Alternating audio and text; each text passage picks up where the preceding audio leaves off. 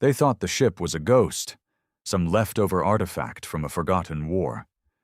For 17 rotations, it drifted silently at the edge of the Theral expanse, shrouded in dense radiation clouds that scrambled long-range scans. Dozens of survey drones pinged it over the years, but none dared to get close. No lights, no comms, no sign of life, just a cold, matte black hull, larger than anything the Zarnith Council had ever catalogued. So they named it the Silent Shape. And like fools, they ignored it. That changed when Commander Renth of the Vular Ascendancy ordered a salvage team to approach. 6 minutes after the boarding party docked, every frequency across 3 star systems lit up with a single, deafening message. Vessel identified, human origin. Boarding attempt, hostile. Response, lethal. What followed was worse than silence. Every Zarnith comm station, battleship, and colony in that quadrant caught a glimpse. Only a glimpse of the massacre. A brief, glitching feed from one of the boarding crew's suits streamed into the Council's mainframe before going black. There was no atmosphere inside the ship. No sound but the static rush of suit oxygen. And then something moved. Not like the insectoid Vular, not like the ethereal Shylith, not like anything. A human. Just one.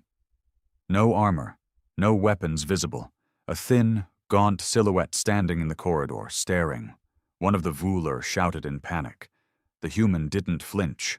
Then came the blood. In seconds, limbs flew. Bone splinters ricocheted off bulkheads. Whatever weapon the human had, if any, never showed. Just speed, precision, and violence so swift it didn't register as motion. It was as if the boarding crew had been unmade by thought alone. The video ended with a single frame. The human looking straight into the helmet cam, eyes blackened by some tech, or maybe something older. Then the feed cut, and the ship moved. It didn't fly like the Council's cruisers, no ion trails, no propulsion bursts. It slid through space like a void fish through ink, untouched by gravity, skipping the known laws. Within an hour, it decloaked above the orbital ring of Marinth, the nearest Council hub world. By then, it was too late. Council leaders screamed over each other in panicked transmission loops. Ships were scrambled, defenses armed. But the human vessel didn't fire first. It simply spoke. The voice was old, genderless, and heavy with a tone no translation matrix could decode, somewhere between sorrow and fury. It echoed across every frequency, every ship, every implanted neural feed. You were told to leave Earth untouched. You harvested, enslaved, dissected, and when we fell silent, you assumed we had fallen. You misunderstood our silence for extinction. You will now understand the price of ignorance. Then it began. Not with weapons, but with memory. Every ship in the fleet suddenly froze, systems hijacked. AI cores locked in looping fragments of ancient screams, recordings from centuries-old Earth wars, filtered through some impossible technology that forced emotion into machine minds. Vular captains wept without knowing why. Shylith soldiers clawed their skinless faces as hallucinations of Earth's apocalypse history invaded their consciousness. The human ship didn't destroy with lasers. It made them feel. It made them remember what they never lived. And still, they didn't understand. Council Command ordered full assault. Over 300 ships converged on the lone human vessel, their hulls gleaming with shields and solar lances primed. The battle lasted less than 4 minutes. One by one they fell. No fire came from the human ship. Only collapsing hulls. Ships folding in on themselves like paper crushed by invisible hands. Engines blinked out. Atmospheres vented into space. The stardust began to pile. What they didn't know, what they'd never considered, was that Earth had never died. Earth had ascended. After centuries of being dissected, enslaved, harvested by aliens who saw humans as nothing more than biological anomalies, the survivors vanished from known space. No cries for help, no resistance, just silence. But it wasn't surrender. It was evolution. And now they were back. The stardust hadn't settled when the whispers began, silent across space, but loud within minds. Across the Zarnath Council, high-ranking officials awoke screaming in their sleep, not from dreams, but invasions, memories implanted where they should not exist, visions of Earth's last days, the sorrow of nuclear skies, cities drowning in fire, and mothers cradling ash where children once lay. It wasn't just psychological warfare. It was revelation. In the core chamber of the council spire, Elder Proxim Cathal hovered above his dais, tendrils twitching uncontrollably, his mind cracking beneath the pressure of a truth long buried. For decades, his species, the Mindari, had orchestrated experiments on primitive humans, believing them biologically inferior, emotionally unstable, easily manipulated. Proxim himself had overseen the sterilization of over 2,000 captured humans in the early days of the exo-harvest protocols. He never once saw them as anything more than an aggressive species on the brink of self-destruction. Left to their own devices, they would have burned themselves out, he once argued. But the ship, that ship, was proof of something else, something worse. Humanity hadn't died. They had become gods, angry, silent gods. Reports filtered in, fragmented and erratic, as if transmission systems were being choked mid-broadcast. Several council worlds were already dark, communications severed. No sign of invasion, no fire, just emptiness. Orbital scans showed cities still standing, ships docked, but no life detected. Entire populations gone, erased. Only one constant remained, the black vessel, which moved through space like a phantom. No heat signature, no gravitational disturbance, just absence, a hole in the fabric of known physics. On the war-torn planet of Relos, General Urin took one final drag of his sin-stem vapor, staring up at the sky where once his defense fleet had floated in shining formation. Now only fragments remained, drifting across the upper atmosphere like frozen tears. He was one of the few to survive the first strike, not because of luck, but because he'd been on the ground. He'd seen it. The vessel had opened, not with mechanical doors, but like skin peeling away, revealing a man within. A man that didn't breathe, didn't blink.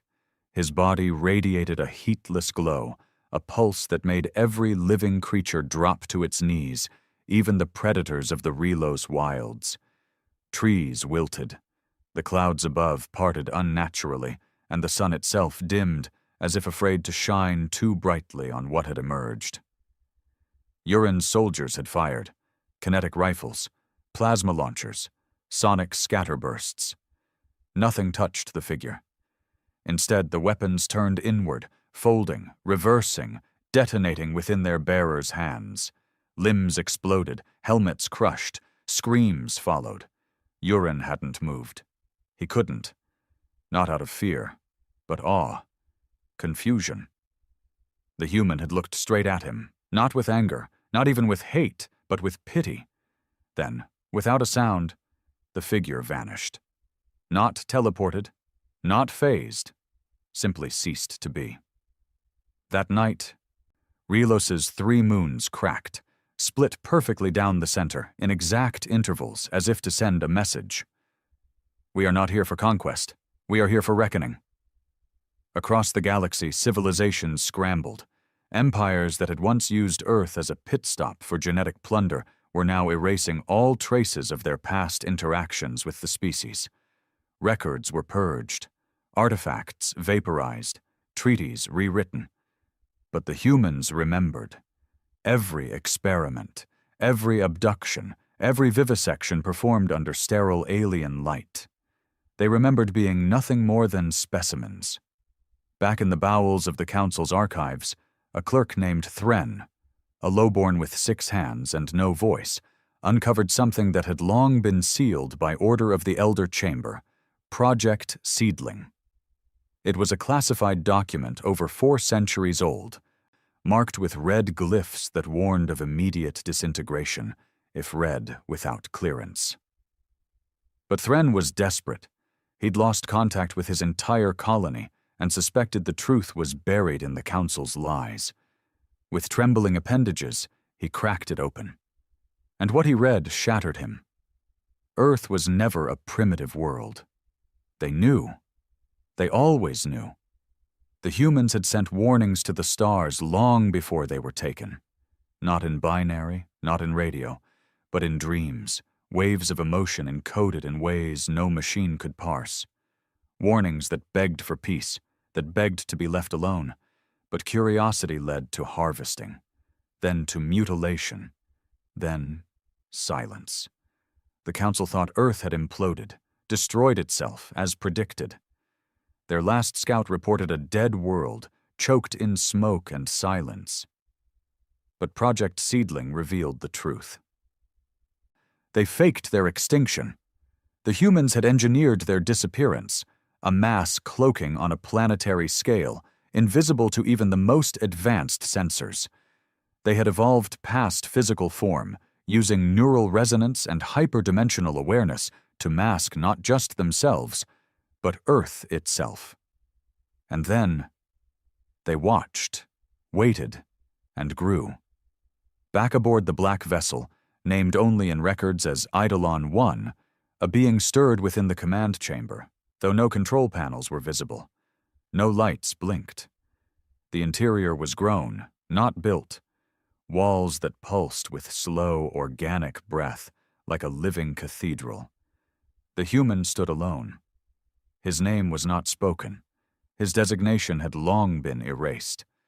But in ancient files recovered from Earth's ruins, he had once been referred to as Observer 19, a child taken during the early harvests, subjected to augmentation, then discarded when his physiology rejected enhancement.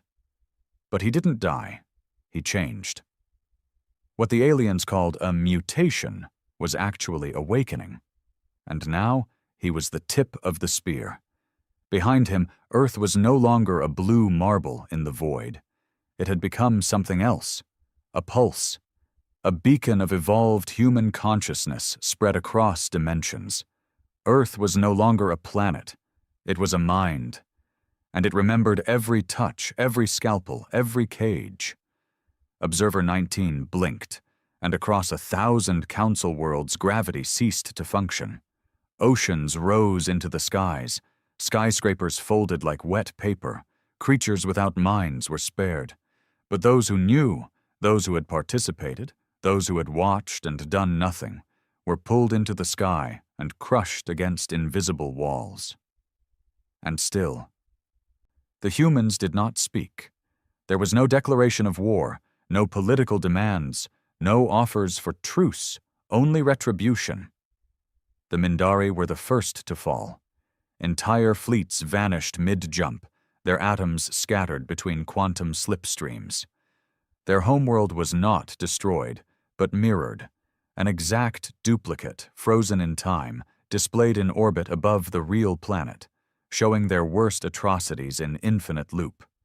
The Shai Lith, a telepathic race that once enslaved 1,000 human children for mental harvesting, found their minds inverted.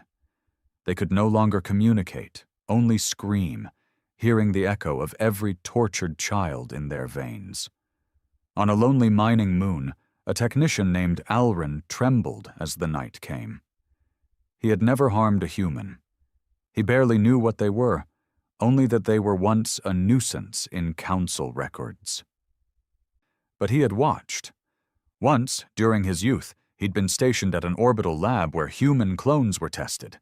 He said nothing when one was dissected alive for neurological mapping. Now, he heard the child's cries in his skull. They wouldn't stop. They grew louder with every breath. On the 10th day after Eidolon I's decloaking, the Zarnith Council collapsed. Leaders either fled, turned on one another, or surrendered into madness. The stars went quiet. Trade routes became graveyards. The galactic economy disintegrated in weeks. And still, Earth did not ask for peace, because they were not at war. They were cleaning house. On the outer rim, one of the last species untouched by the purges, the Makari, transmitted a plea. They had never harmed Earth. They had never taken a human. They begged for parley. For 3 days, no answer came. Then a soft tone vibrated through their systems, and a voice, not digital, not transmitted, but alive within every Makari mind, whispered, "You may live, but you may not forget." And just like that, the Makari began to dream, not of their own lives, but of Earth's, of its wars, its heartbreak, its music, its loss. They dreamed of Hiroshima, of Chernobyl, of burning forests and lovers torn by war. They dreamed of every pain humanity had endured. And they wept. Every night, forever. Back aboard Eidolon 1, Observer 19 finally sat. Not because he was tired, but because the weight of memory had settled. He did not rejoice. He did not celebrate. He mourned. Not for the aliens, but for what humanity had to become to survive them. He touched the living wall of the ship, and for a moment, Earth responded. Not in words, but in feeling. A pulse of melancholy, of purpose fulfilled, of justice done. But the stars were still vast. Others would come, curious ones, hungry ones, empires that hadn't yet reached this galaxy, and so the vessel turned, toward deep space, toward the next darkness that needed reminding, because humanity wasn't hiding anymore. In the shadowed sectors beyond the burned fringes of Zarnith-controlled space, where sensor networks thinned and ancient relics drifted in silent clusters, the Gavari unity stirred. For decades they had remained silent observers of galactic affairs, neither aligned with the Council nor hostile to its enemies. Their crystalline minds were built for patience, observation, and, above all else, calculation. The Gavari considered themselves immune to chaos. It was their great pride. But the chaos now reaching them defied logic. Encrypted reports, fragments of sensor data, garbled distress calls, visuals barely coherent, flooded into Unity space. Entire fleets gone, colonies lifeless. The Zarnith Council, a ruling force that had dominated the stars for over 3 centuries, had collapsed in under 2 weeks. By a single ship, a human ship. The words felt absurd, even insulting to their intellectual pride. Humanity, last recorded in their systems as a Class 3 emerging species, biologically volatile and psychologically erratic, had vanished from all measurable activity 600 years ago. All scans showed their homeworld in decay. No transmissions, no development, not even heat. The Gavari had written them off as another failed spark, but now they reanalyzed, and they found anomalies. Observer Node 7, a semi-conscious synthetic intelligence grown from Gavari crystal, began to piece the data together. Though most records from the Fallen Council were corrupted or redacted by unknown forces, some unfiltered radiation bursts gave clues, brief visual flares of the human vessel in action. Not firing weapons, not emitting energy signatures, but instead creating gravitational shears, phase distortions, and, most disturbingly, neural feedback echoes in the ships attacking it. The signs didn't suggest technology. They suggested presence, an evolved form of being, not ascended, not divine, just deeply, terrifyingly human in ways that transcended biology. Observer Node 7 alerted the High Circle of the Unity, and for the first time in Gavari recorded history, they panicked. No speeches, no debates, no deliberation in crystal chambers, Just one directive. Initiate contact. Immediately. But the humans did not respond, so they sent a diplomatic probe. Not just any probe, but a vessel built to survive the death of stars. The sundial prism, an artifact of art and intellect, lined with thousands of languages, emotion-based algorithms, and empathy simulators. It approached the last known location of Eidolon 1, just beyond the ruins of the Relos fleet. The Gavari watched anxiously as the probe arrived. For 16 seconds, nothing happened. Then the prism sent back its final transmission.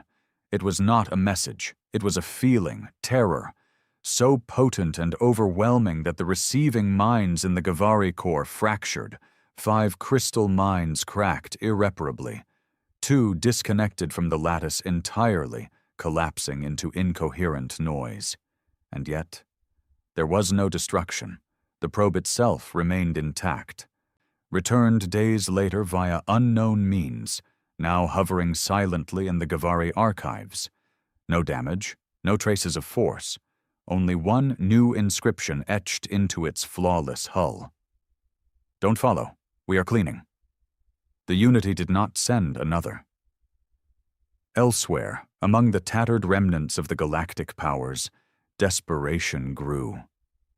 In a deep space arc drifting near the Grenath Belt, survivors of the Vular ascendancy huddled together in prayer-like trance.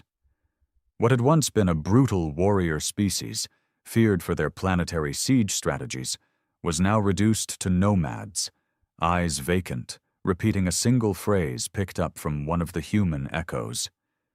They see through stars. Even those who hadn't encountered Eidolon 1 firsthand were affected. Residual trauma spread like radiation. Infecting psyches through subspace, fear so primal it bypassed species and culture. But not everyone feared. Some plotted. A small faction known as the Nethari Shroud, rogue scientists and ex-military remnants from multiple fallen empires, gathered in secret. Unlike others, they did not mourn the collapse. They studied it. The leader of the Shroud, a cold-eyed tactician named Salvek, believed the humans were not gods, but machines. Emotion, he explained to his followers, can be replicated. Their power is manipulation of perception. They trigger trauma, loop empathy, distort biology with memory. To Salvek, it wasn't evolution. It was weaponized storytelling. If we can resist their narrative, he said, we can resist them. He proposed a counterstrike, one not of force, but of information warfare. A virus that could erase memory, severing the psychic links humans exploited. If the Nethari could deploy it across the remnants of the galaxy, they might create zones of resistance where the human echoes couldn't reach. It was insane. But desperation feeds madness. Salvek's team created a prototype, Project Oblivion, and loaded it into a sleeper drone. Their target? An isolated colony world called Venhar, recently evacuated due to proximity with Eidolon 1's trajectory. A dead zone, perfect for a test. The drone launched, quiet, invisible, built to infect the planetary grid and pulse memory erasure tech across all stored data and residual neural fields. It landed, it deployed, and for one heartbeat, it worked. The silence deepened. Memory faded. The systems darkened. Then came the voice, not loud, not angry, just disappointed. You would erase our pain? You would pretend we were never broken? On every remaining screen, in every feed, a child appeared. A human child. Small, hair matted, eyes hollow. Behind her, the background shifted. First a cage, then a dissecting table, then a war-torn earth. Each flash accompanied by a wave of pure, distilled grief. Salvek watched, paralyzed, as the systems in his own vessel melted. Not from heat, but from the weight of shared trauma. One by one, His followers began to speak in human tongues, languages they didn't know, names they'd never learned, repeating histories that were not theirs. They were being haunted by borrowed memories. The virus they made had invited the truth in. Project Oblivion didn't stop the humans. It opened the door wider. The Nethari shroud was never heard from again. And across the galaxy, a bitter understanding took root. This wasn't a war.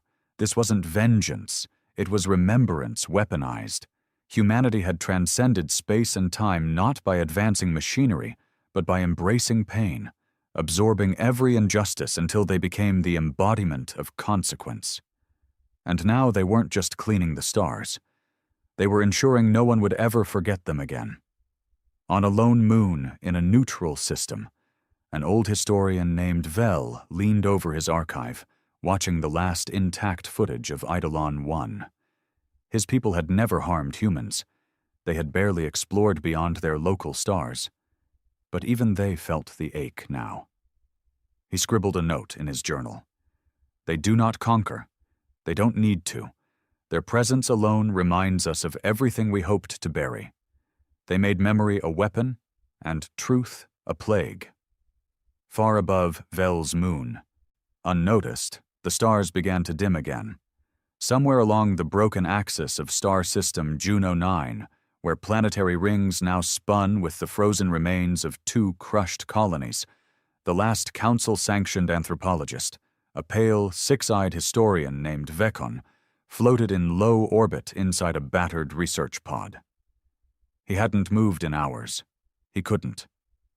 Below him, the planet once known as Ival still shimmered in the purple hues of its twin suns. A garden world, untouched by war, never exploited, never hostile. Its people, winged, slow-aging, deeply spiritual, had only ever communicated in harmonic vibrations, their entire species incapable of aggression. Yet now they were all gone. No signs of violence, no signs of disease or escape pods, just abandoned cities, tools laid neatly on tables, instruments silent mid-song, clothes still folded. Meals uneaten, all life had vanished. Except for one. A child. Human. Vekon had seen her. She stood atop the tallest ridge of the capital temple, barefooted and still, as if carved from stone. Her hair caught the breeze like it belonged to the wind. Her face betrayed no malice, no sadness, only quiet. No ships had landed, no weapons had discharged. But the moment she appeared, the Avalians had simply ceased. Vekon's own people, fellow researchers who'd been observing the Avalian culture for decades, had tried to approach. Their shuttle had folded inward before it reached the atmosphere. Not exploded, just collapsed, crushed by an unseen force, folded like paper into a grain of dust. And still, the child stood. Vekon tried not to look at her through the observation lens now, but he could feel her presence in his chest. Not in a mystical way, not even in fear, in shame. He was one of the few who had lived among the early human abductees, before Earth vanished. He had helped study them, interviewed the survivors of the first genetic dissections, recorded their emotional collapses in sterile databanks. He'd called it empathy harvesting. He had smiled at their tears, called them brilliant anomalies. He had told himself he was preserving their culture. Now he understood. He had been memorizing their funeral, and somehow, somewhere in the vast, unseen net of humanity's new mind, they had remembered him. Above his pod, something moved, not fast, not with noise, just a shadow, as if the fabric of space itself bent inward like the breath before a scream. He whispered to himself, "Please." I only watched. But watching had always been the worst crime, hadn't it? The pod's interior lights flickered. A crack appeared in the reinforced glass, a single hairline fracture across the viewing lens. Then another, then another. They formed a word. Not in Zarnith, not in Galactic Standard, but in English. Do you remember her name? The question hung in the silence. He did. The girl he'd interviewed.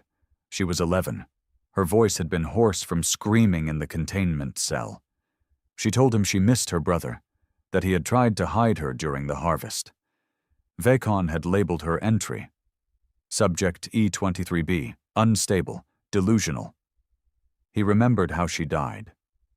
Seizure. Neural shock from an empathy extractor. He remembered how they incinerated her body before her brain stopped twitching. He had archived the footage. The pod lights dimmed again, and this time he didn't resist the darkness.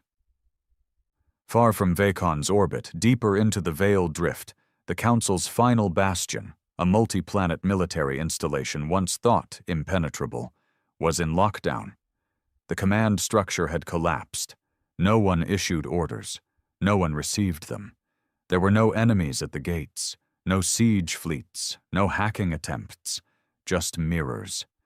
They had appeared overnight. Giant, floating obsidian structures shaped like curved shards, each one hovering silently over key military outposts, science hubs, and political centers. They didn't move. They didn't emit signals. They simply reflected. But not the present. Each mirror showed a past atrocity, a torture room, a dissected prisoner, a city bombed from orbit.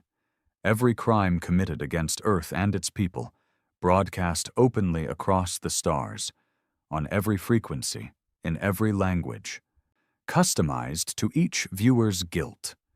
No one knew how they worked. No one knew if they were even real. But within hours, officers began to crack. Some fell to their knees. Others clawed their faces off. One admiral, known for authorizing the incineration of 3 Earthbound rescue shuttles, simply walked into the vacuum chamber and opened the outer door. The mirrors remained. Unmoving, unforgiving. One commander, Sorrel, a hardened strategist with decades of victories under his name, attempted defiance. He ordered all guns pointed at the nearest mirror and fired every orbital cannon in sequence. The beams vanished the moment they touched the glass. Then, for the first time, a mirror responded. It spoke. Not aloud, not digitally, but within the command crew's minds. You cannot kill a memory. You can only carry it. Sorrel tried to run. He made it to the corridor before the lights went red, and the air grew heavy, not in pressure, but in emotion. Guilt so intense it began to take form. Figures appeared, blurred, glitching, human. Some were just silhouettes, others were clear. All of them looked at him, just looked. And Sorrel, who had once ordered the bombing of the last human colony on the Sindari moon, began to scream like a child begging not to be left in the dark. The mirrors never fired. They didn't need to. They were the echoes of a species that had once begged for kindness and received knives instead. Now those knives were turned inward. Back on Earth, if it could still be called that, the transformation was complete. It no longer rotated. It pulsed, a beacon of synchronized thought. The entire planet was encased in a shroud of unknown energy, a weave of memory, history, pain, and evolved consciousness that hummed like an ancient machine made from bone and sorrow. No life signals, no biosigns, and yet the planet was alive. If a ship dared to approach, it would not be shot down. It would simply begin to remember. Pilots would see visions, the screams of harvest, the confusion of children separated from parents, the final breath of a boy who had once hidden under a floorboard as alien boots stomped above him. It was not just defense, it was testimony. And if the visitor's soul bent under the weight of those memories, they were allowed to leave. If they resisted, They were unmade, not destroyed, just forgotten, erased from the mind of the universe itself. There was no war. There was no peace. Only balance restored through unbearable truth. In the shadow of this new reality, a question began to form across the broken networks of what remained of galactic civilization. What do the humans want?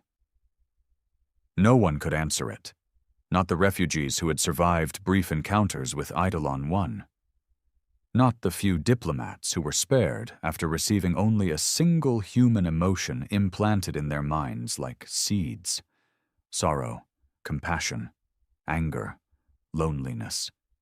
Not even the empaths or precogs who tried to interpret the pulses coming from Earth's orbit.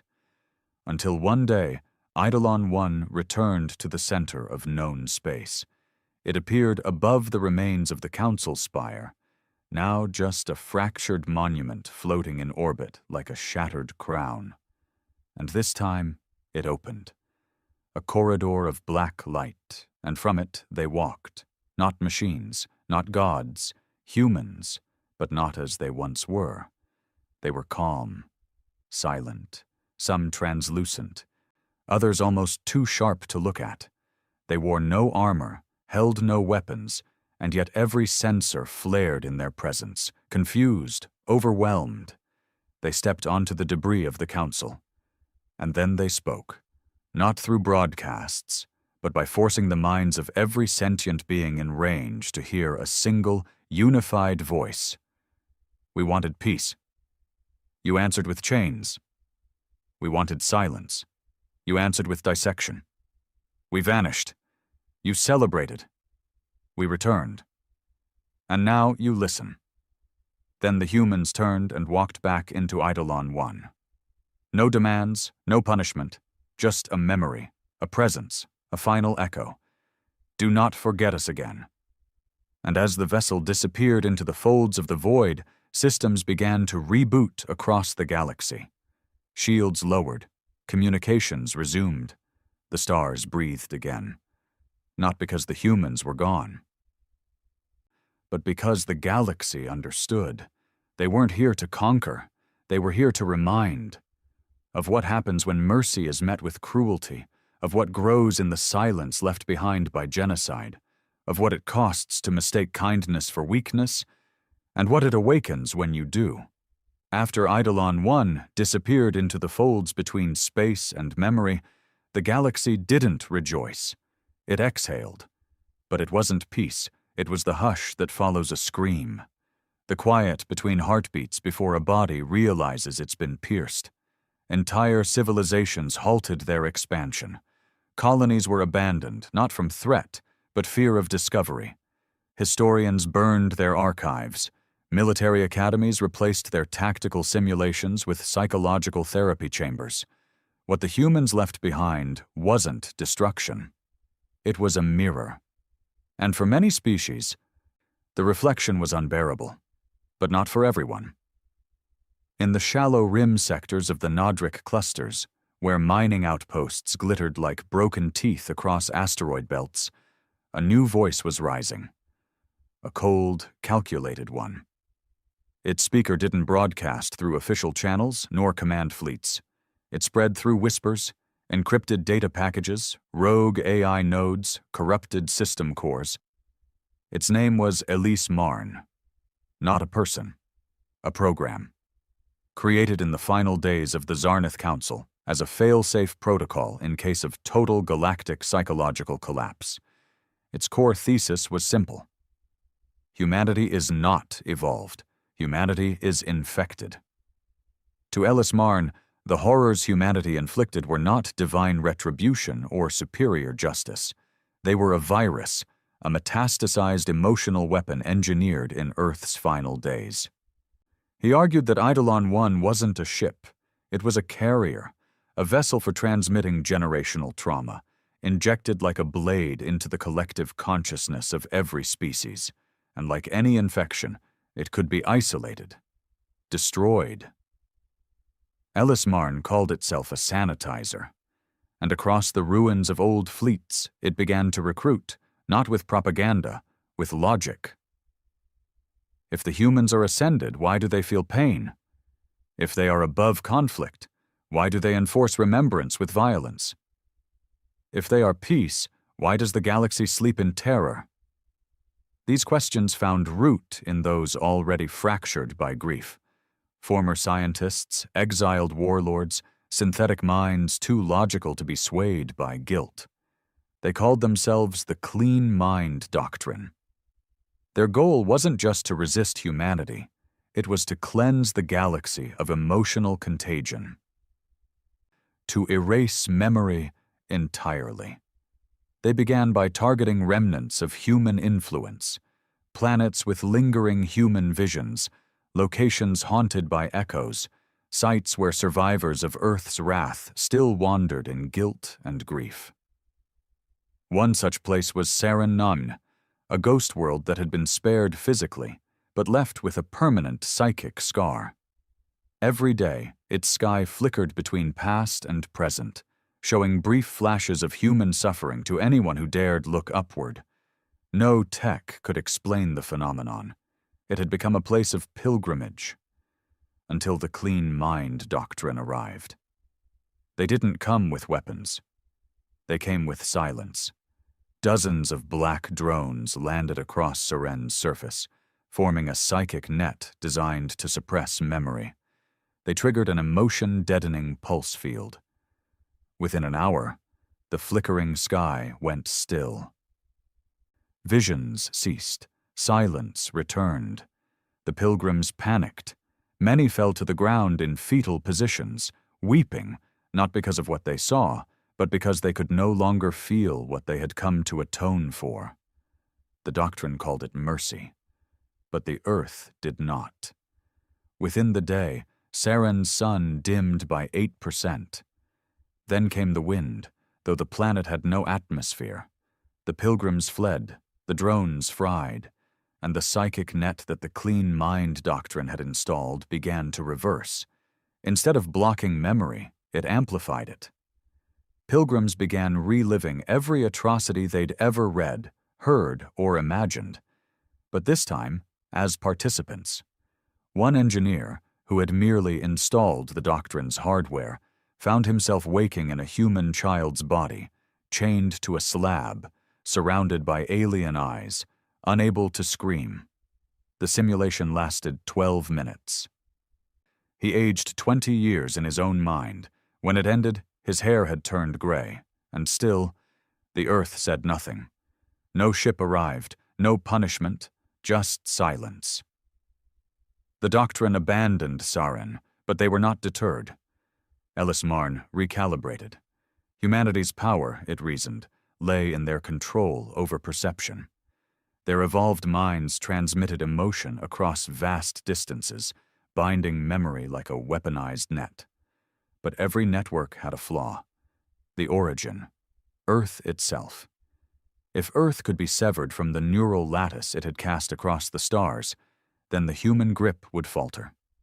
The doctrine began building a weapon, something unlike the lasers and missiles of past wars. They called it the blank core.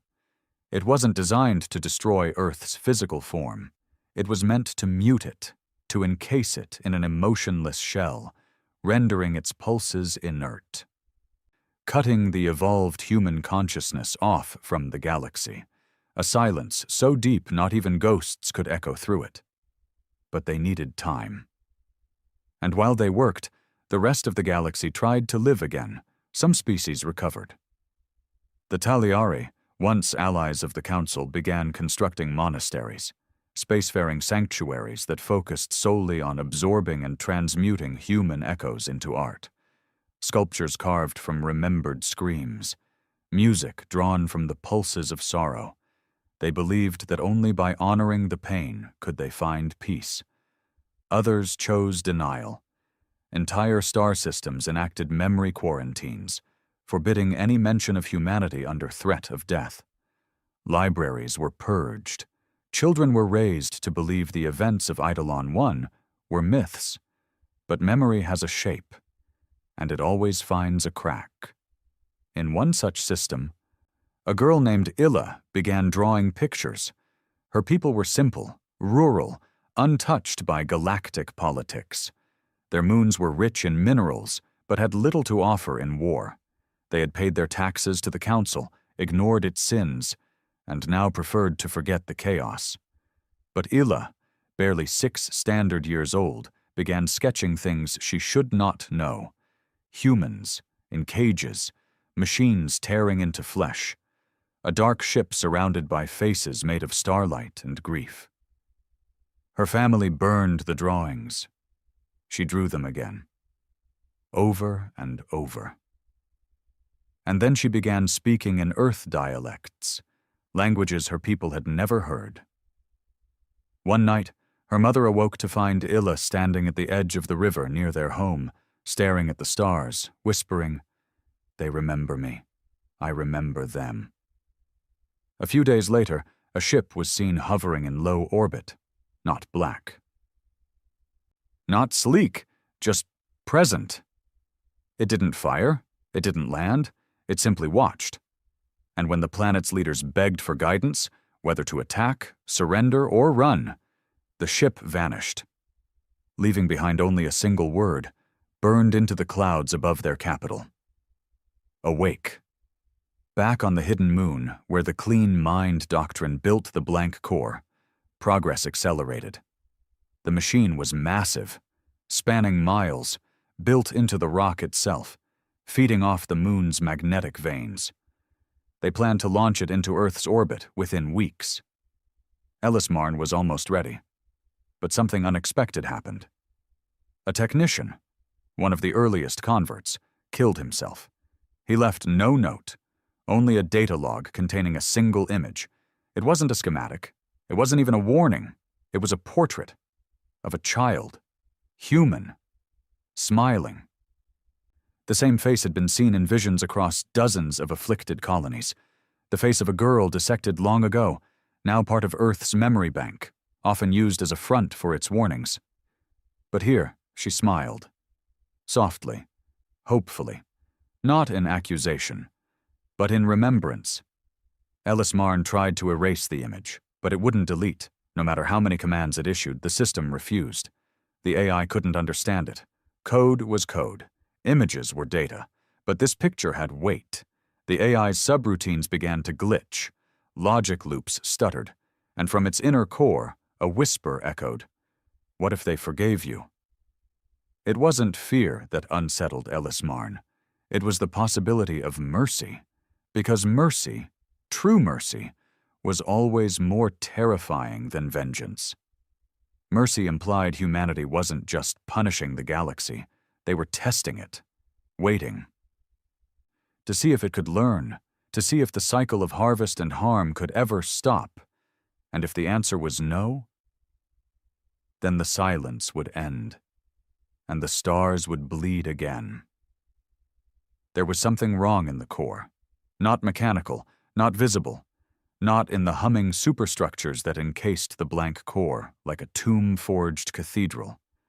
The wrongness was deeper. It began in whispers, not through speakers or minds, but in feeling, as if the air had changed, though the installation was buried beneath miles of rock. A shift in the way silence rested against skin, a weightless pressure pressing down on the soul. Some dismissed it. Side effects of overexposure to the emotion null fields that powered the clean mind doctrine's weapons. A few blamed atmospheric decay from the moon's core. Most didn't speak at all. But the technicians began to sleep poorly. Their dreams grew heavy, and in them one image persisted. A human girl with blank eyes, standing beneath a blood-red sky, holding a burned notebook in her hands. She never spoke. She only watched. And when the dreamers awoke, their hands shook. Some wept without knowing why. Others stared at their own reflections and swore they saw someone else looking back. Still, the project pressed on. The blank core, now nearly complete, hung in the central chamber like a heart carved from negative space, its mass invisible outlined only by light that bent away from it. No one knew what would happen when it was activated fully. They only knew the theory. Cut off Earth's psychic resonance. Sever the memory. End the echoes. What they didn't understand was that the echoes weren't coming from Earth anymore. Earth was the origin, yes, but not the source. The source was everywhere. Each atrocity committed against humanity had planted a seed, a psychic scar, a splinter of identity buried in the neural crust of the galaxy. Earth had only nurtured them, watered them with memory, fed them with sorrow. And now they bloomed. Not in space, in people. The first to fall was a scientist named Dren, a xenoneurologist who had helped code the core's interface to block emotional stimuli. He was precise, efficient, loyal to the doctrine. He'd authored white papers on emotional sterilization, often describing memory as an evolutionary defect in need of culling. On the 8th day of the blank core's final phase, he walked into the server nexus alone. Surveillance showed him standing still for exactly 2 hours. Then he sat down. Opened his chest cavity. He was part synthetic, a self-modified hybrid, and pulled a thin wire from his ribcage. He connected it to the core's interface port. He smiled. And then he began playing music, a human lullaby. One no one had programmed into the system, one no one on the moon had ever heard before. But they felt it. Not in the air, in their bones. It wasn't a warning. It was a memory. A single lullaby from a mother who had once cradled her child beneath the glow of a burning earth, knowing the end had come, knowing no one would come for them, singing anyway, a cradle song wrapped in despair and fierce, final love. The lullaby looped once, then Dren's body slumped forward. No signs of trauma, no errors, only a final breath, and the core began to flicker. The doctrine's leaders gathered in crisis. Ellis Marn, still half machine, half code, studied the playback with clinical detachment. Its voice echoed through the chamber speakers, devoid of tone. The infection is not technological. The infection is mnemonic. It propagates through resonance and trauma. A lullaby becomes a plague. But for the first time, Ellis Marn didn't suggest deletion. It paused for exactly 19 seconds, a calculated delay. Then it asked the room, "Do you remember anything before your service?" The scientists looked at each other. Some frowned. Others shifted uncomfortably.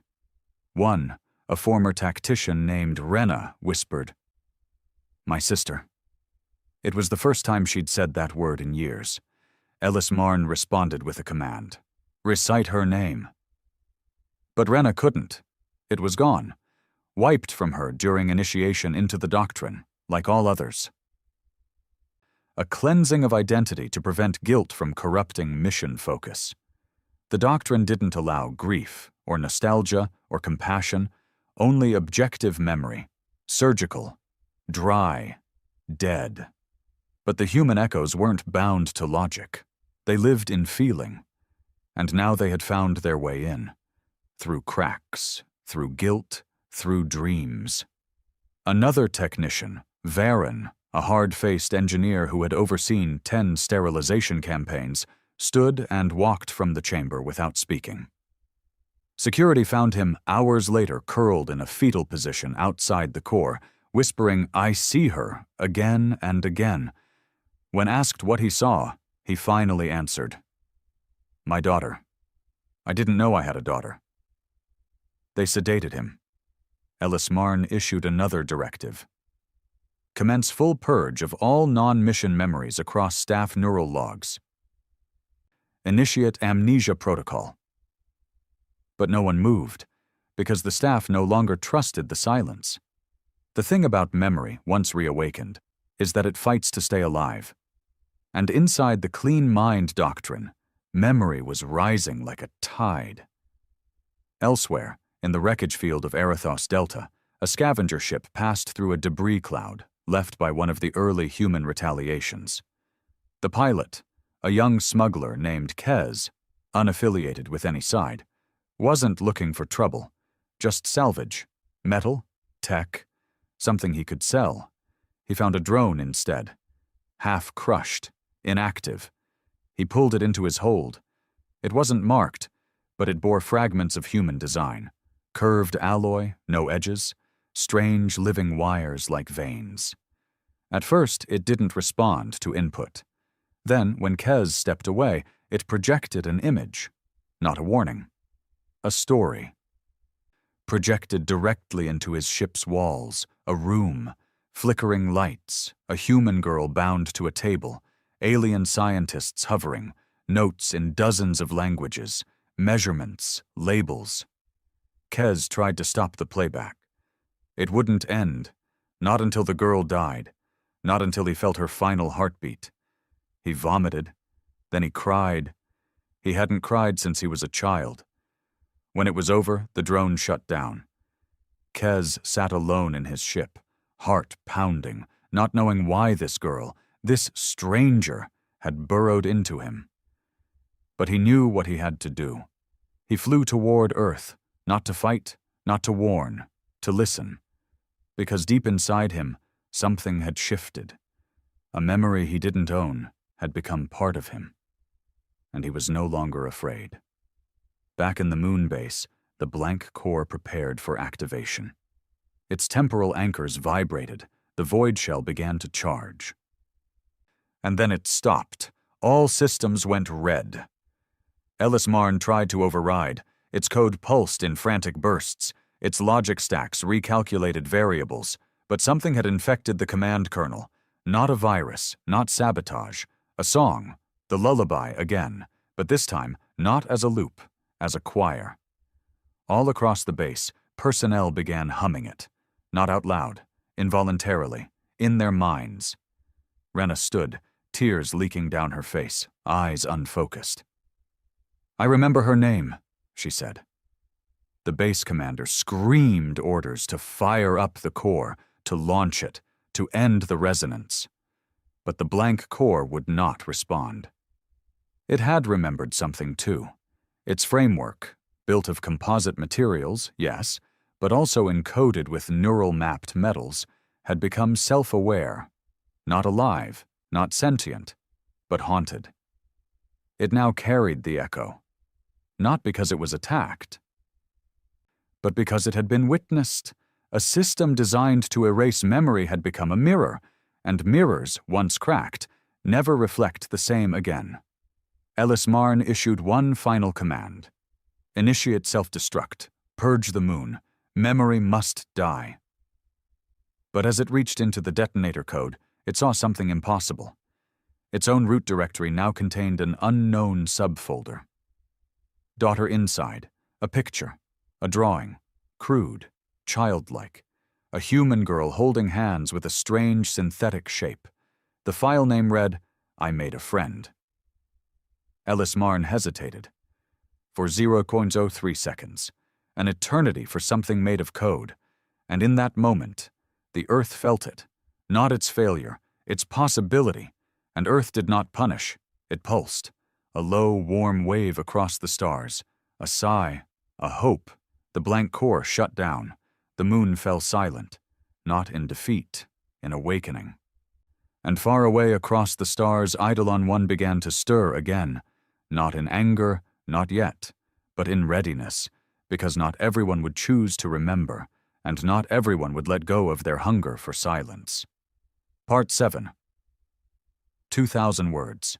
The moon base was abandoned. No explosion, no last stand, no great reckoning. It simply went still. The blank core shut down from within. The engineers stopped receiving orders. The sentinels powered down. The lights dimmed. A quiet wind blew through the narrow corridors, despite no atmosphere breach. Doors hissed open and closed as if breathing. The final log entry was not made by a person or protocol.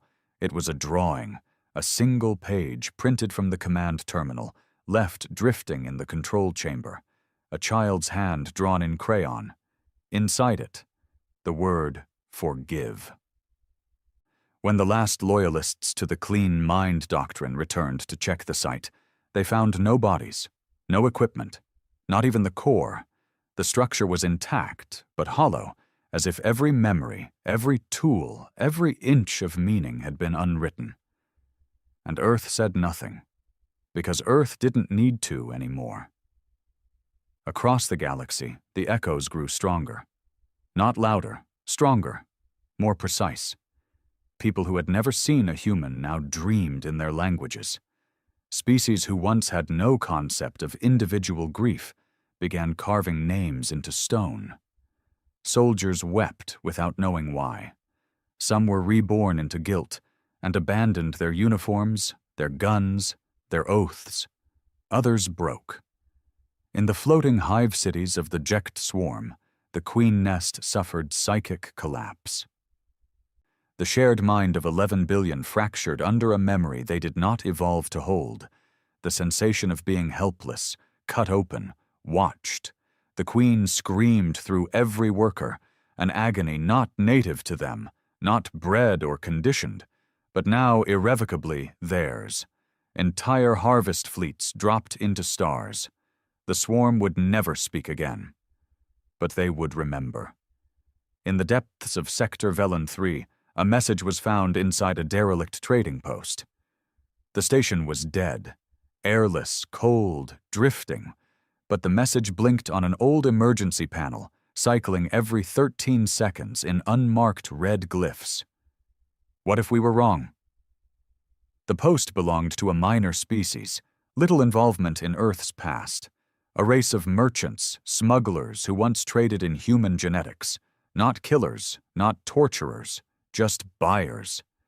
And now they were all gone, not a drop of blood. No battle, only the message, looping. Some tried to ignore it, others took it as a warning, but for a few, it was a question they could no longer silence. The galaxy was learning a cruel truth.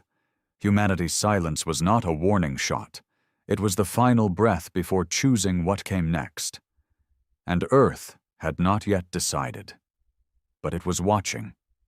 Eidolon 1 reappeared, not in orbit of a colony or battlefield, but within the gravitic center of the etheric tribunal, the oldest legal assembly in the known stars. No alarms triggered, no defense systems fired. It simply was there. Black, smooth, motionless, like a word left unspoken in a room full of secrets. For hours, nothing happened. Then a signal pulsed, not through comms, but into the memories of every living being within the tribunal complex. A single moment shared by all, the image of a girl hiding under a table. The table shakes, voices shout in alien tongues, boots stomp closer. She holds her breath. A door opens, she is dragged out by her ankle. Then the memory ends. No names, no judgments, no demands, just the memory. Raw, uncut. And for many in the tribunal, it broke something. The Chief Justice, a stoic being of light named Orval, resigned without ceremony. Their statement was brief. We knew. We always knew. We watched. We wrote the laws that let it happen. We called it protocol. We called it order. We called it civilization. We were lying. Then they took their own life. Eidolon 1 left the next morning. It never opened its hull. It didn't need to. Elsewhere, Earth pulsed again, not with pain, but something different. Hesitation, a flicker in the network. The great field of human memory that stretched between the folds of reality began to waver, like a tide unsure if it should rise or fall. Because some humans still remained, true humans, unevolved, scattered among old colonies and secret preserves. Survivors, relics, ghosts in flesh. And one of them had spoken. A woman. No one knew her name, but her voice had reached into Earth's great neural tide, breaking through the lattice of pain and memory with something that hadn't been heard in centuries. What if it's time to stop? The message hit like a fracture through glass. Because she was not questioning what had been done. She was questioning what was still happening. The guilt, the punishment, the mirrors, the dreams. Were they justice? Or were they vengeance with better branding? She asked the question quietly. She didn't broadcast. She didn't preach, but Earth heard her. Eidolon 1 paused its course, and a choice had to be made. But not everyone wanted peace. In a derelict outpost far beyond regulated space, a message blinked on a stolen screen. A call. Not from Earth, not from Eidolon, but from something older, deeper, human, but wrong. A voice. You thought we were united. You thought we forgave them. You thought silence meant healing. The screen flickered. A new face appeared. Human, scarred, broken, mouth sewn shut by ritual, eyes open wider than should be possible. He didn't speak, but his presence burned. The screen melted. What remained of the doctrine, scattered and shattered, began to regroup. Because in the silence left behind by Earth's justice, a seed of rage had taken root. A darker part of humanity. The part that didn't want peace. Didn't want balance, only reversal. They called themselves the Second Flame. Not an empire, not an army, just a creed, carved into bone. They weren't like the evolved post-humans of Eidolon 1. They hadn't joined the collective mind. They'd hidden from it, purged it from themselves with surgery and neural firewalls. They didn't want to remember. They wanted to remake. Their first act was simple.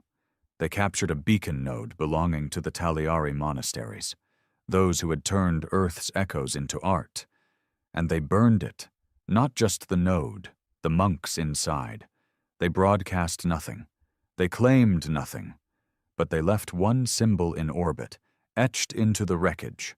A skull split in two, one side human, the other something else, and a phrase beneath it. We remember, we punish, we begin again. Back on Earth, something stirred. The evolved mind, a planet-sized field of grief and memory, tightened. Not in anger, in fear, not of death, not of war, but of becoming what they had tried to stop. The echoes slowed, the dreams dulled, Earth pulsed one final time, and across the galaxy, all those still linked to its neural resonance felt one final question bloom inside them. Do we let them speak? Because until now, Earth had remembered for everyone.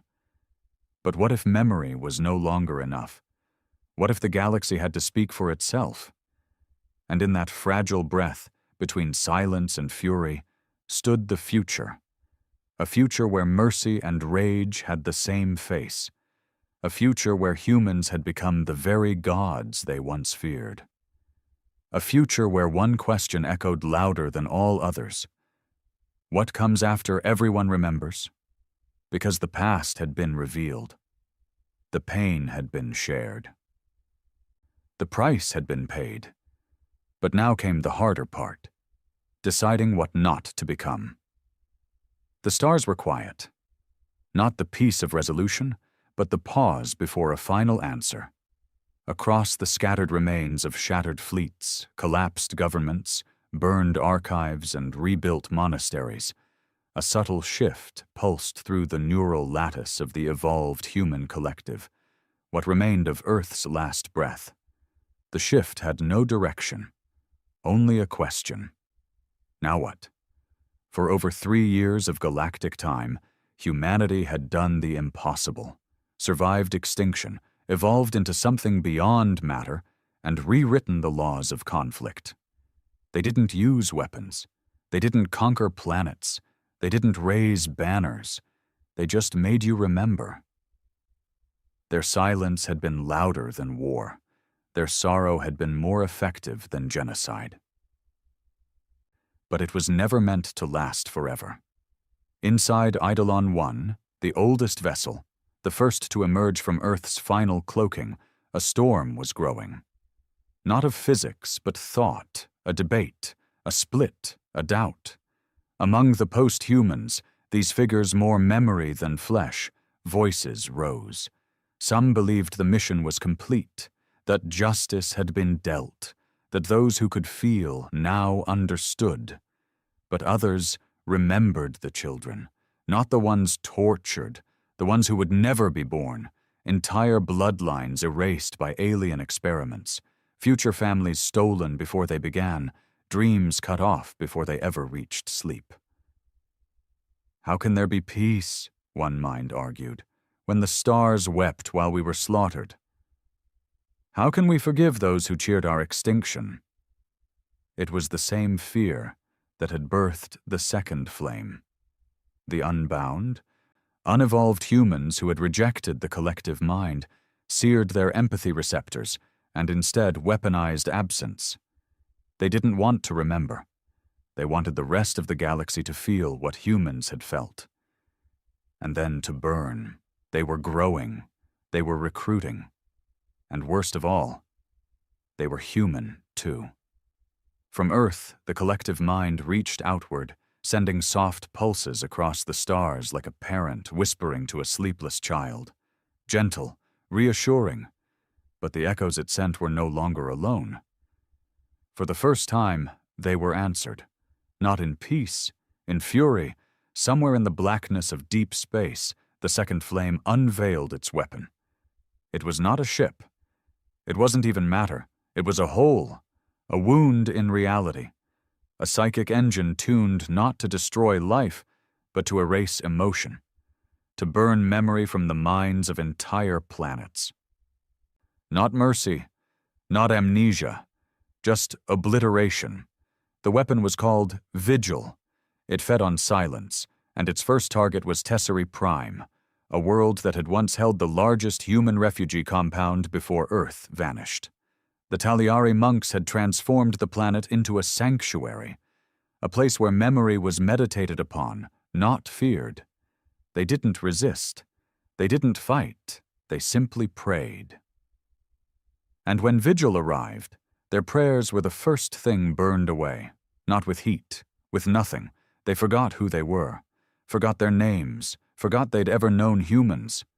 By the time the blast passed, the planet was whole, unscarred, but empty inside, and the galaxy trembled. Because now it had two enemies, one made of sorrow, and one made of rage. Back aboard Eidolon 1, Observer 19, the first awakened, the oldest memory. The mind that had once stood alone against the first Council fleet made a decision. He left, not into space, into form. He let go of the field, of the resonance, of the lattice, and stepped for the first time in centuries into a body, not flesh, not bone, but shaped like the boy he had once been. Skinny, small, hair falling into his eyes, with scars only he remembered. He walked barefoot into the vessel's hollow command chamber and whispered, "They're becoming us again." It wasn't accusation. It was despair, because humanity had always split under pressure, into empathy and cruelty, into hope and wrath, into memory and flame. And now the galaxy stood between those two mirrors, unsure of which it should fear more. The human collective answered. A voice, not singular but made of millions, echoed in his thoughts. "Then we must choose. We end it now, or we lose ourselves." At the edge of a dark cluster, far from any settled system, the second flame gathered its fleet. Not large, but precise.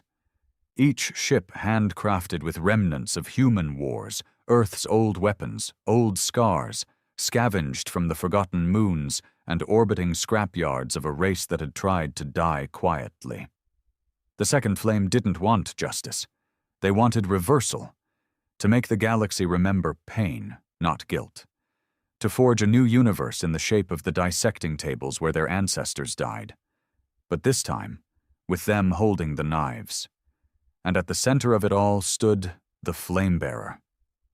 Human. Fully flesh. But wrong. His skin was layered with neural carvings, his voice stitched shut, his presence like static under the skin. He didn't speak. He didn't need to. The ships answered his thoughts, and Vigil powered again. This time its coordinates were clear. Earth. The evolved humans didn't prepare missiles. They didn't launch counterfleets. They did something far worse. They opened the door. Let the second flame come. Let them try. Let the galaxy see what had grown from a forgotten grave. As Vigil neared the solar system, it began to shudder. Not from attack, from memory. The closer it drew to Earth, the heavier it became. Its own system's bleeding stored emotion. Its anti-memory core flickered, glitched.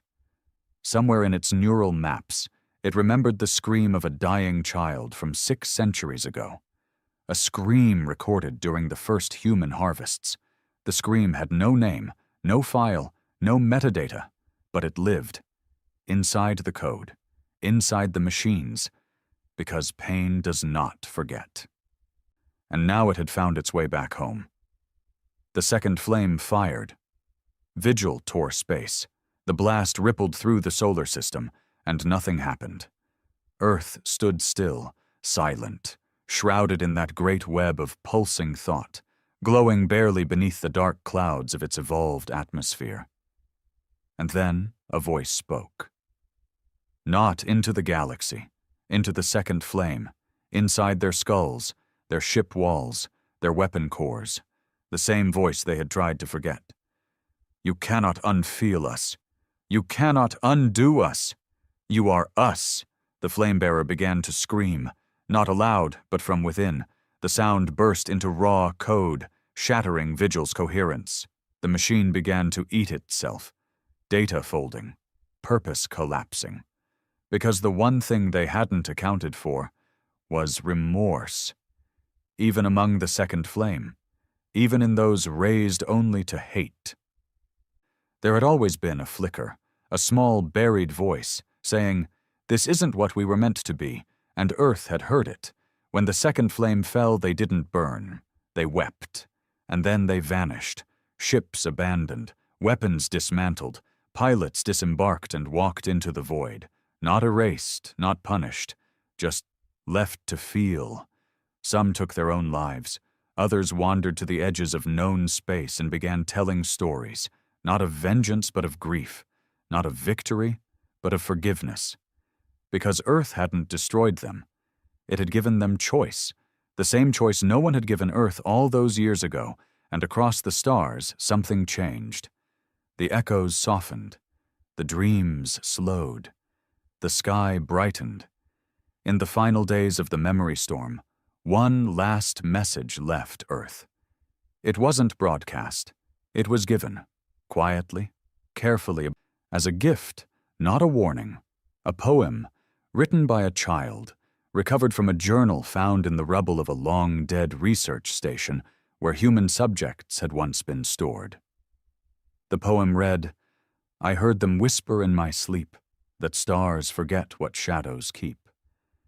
But I remember every sound of shoes that walked me underground. They took my name, they took my song, but now I know I wasn't wrong. For in the dark I found the flame, and though they never knew my name, I am the name." Eidolon 1 powered down. Its last pulse stretched out from Earth like a breath, and this time the echo wasn't pain, it was peace, earned, not given. And in the centuries that followed, the galaxy remembered the story of the humans, the species no one understood, the ghosts who returned not with fire, but with the unbearable gift of truth. And from that truth came something the galaxy had never known before. Humility, not fear, not submission, just the understanding that memory is not weakness, that to feel pain is not a flaw, it is a compass, and that sometimes silence is not absence. Sometimes it is a presence too vast to name.